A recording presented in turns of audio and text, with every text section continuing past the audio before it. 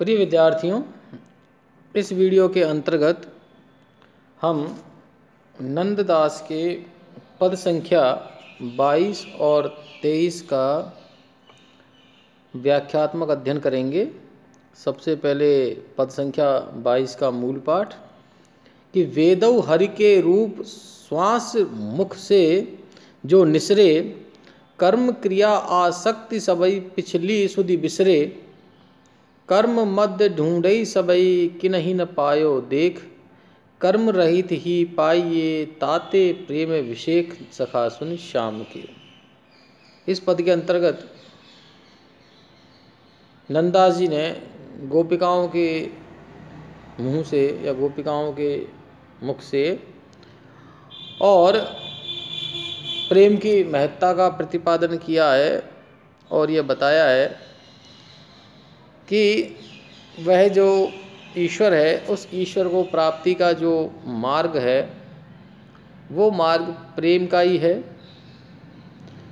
उद्धव जी जो बार बार कर्म की प्रतिष्ठा कर रहे हैं और ये बता रहे हैं कि वह ईश्वर निर्गुण निराकार है और उस ईश्वर को यदि प्राप्त करना है तो उसे सत्कर्मों द्वारा ही प्राप्त किया जा सकता है। तो वेदौ हरि के रूप गोपिकाएं कह रही हैं कि वेद जो हैं वो ईश्वर का ही प्रतिरूप हैं। ये कहा जाए कि वेदों में ईश्वर का निवास है।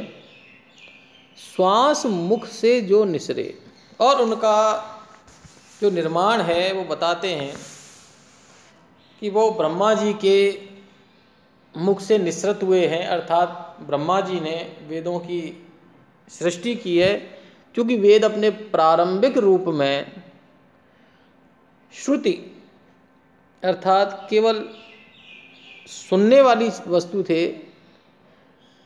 उनका लिपि में उनको आबद्ध नहीं किया गया था या लिपिबद्ध वो नहीं थे, और पीढ़ी दर पीढ़ी यह जो ज्ञान था वो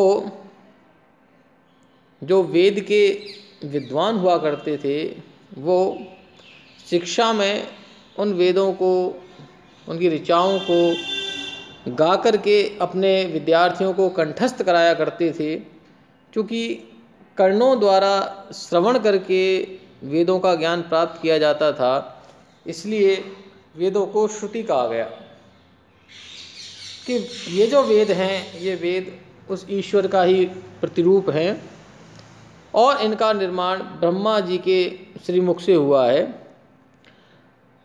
कर्म क्रिया आसक्ति, कर्म क्रिया और आसक्ति के कारण हम सभी लोग, हमारा जो वास्तविक ज्ञान है या हम वास्तव में हैं क्या, इसकी जो स्मृति है इसको भूल चुके हैं। क्योंकि हम मर्तलोक में निवास करते हैं और मर्तलोक में निवास करने वाला जो प्राणी है वह प्राणी कर्म से, क्रिया से, आसक्ति मोह से बंधा हुआ है, इनसे अलग नहीं है।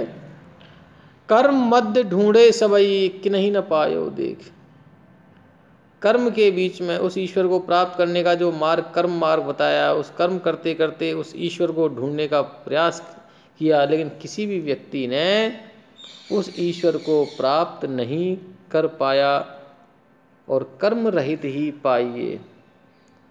दूसरी ओर कर्मों को छोड़ देने से और केवल प्रेम करने से उस विशिष्ट ईश्वर के दर्शन हो जाते हैं, उसे अनुभूत किया जा सकता है, वो साक्षात प्रत्यक्ष रूप में दिखाई देते हैं। तो हे श्याम सुंदर के सखा उद्धव जी, आप हमारी इस बात को स्वीकार कर लीजिए कि उन ईश्वर का प्राप्ति का जो मार्ग है वो केवल उस ईश्वर से प्रेम करना ही है और कोई दूसरा मार्ग नहीं है। अगला जो पद है, पद संख्या 23, उसका जो मूल पाठ है कि प्रेमई के दोई रूप देख, प्रेमऊ के कोई वस्तु रूप देखत जो लागे, और वस्तु दृष्टि बिन कहो कहाँ प्रेमी अनुरागे। तरनी चंद्र के रूप को नहीं पायो गुण जान, तो उनको कहा जानिए गुणातीत भगवान सुनो ब्रजनागरी।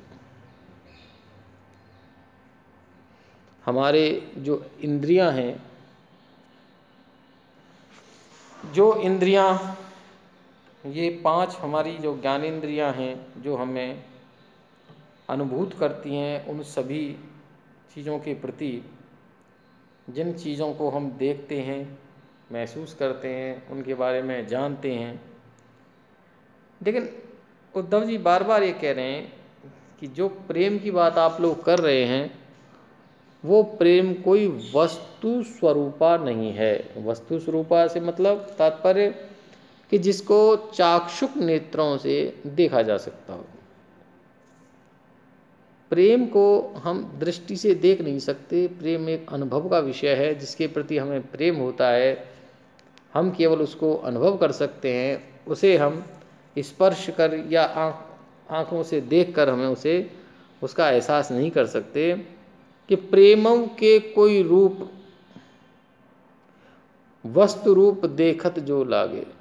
प्रेम कोई वस्तु रूप में प्रदर्शित नहीं होता, जिसको देख लेने मात्र से ही हम उसको देख सकते हैं, उसको महसूस कर सकते हैं, उसको जान सकते हैं। और वस्तु दृष्टि बिन कहो, और जब वस्तु रूप ही नहीं है तो उस बिना वस्तु रूप होने के कारण हमारे पास जो दृष्टि है, जो उस दृष्टि से हम कैसे प्रेम और अनुराग को प्राप्त कर सकते हैं, उसको महसूस कर सकते हैं, उसको स्वीकार कर सकते हैं। ठीक उसी तरह कि तरनी चंद्र के रूप को, तरनी सूर्य और चंद्र हमसे काफ़ी दूर हैं, हालांकि हमें दिखाई देते हैं, लेकिन उनके रूप के विषय में भी हम नहीं पायो गुण जान, हम उनके गुणों को नहीं जान पाए हैं, तो उनको कहा जानिए। तो जब हम सूर्य और चंद्रमा के ही गुणों को अभी तक नहीं जान पाए हैं, तो उनको हम किस प्रकार से जान सकते हैं कि जो ईश्वर गुणातीत है, अर्थात इन सांसारिक सारे गुणों से अतीत है। जो ये सांसारिक गुण हैं, इन गुणों की परिधि में वो नहीं आते हैं, तो उनके बारे में हम कैसे जान सकते हैं ब्रज की नागरिकाओं।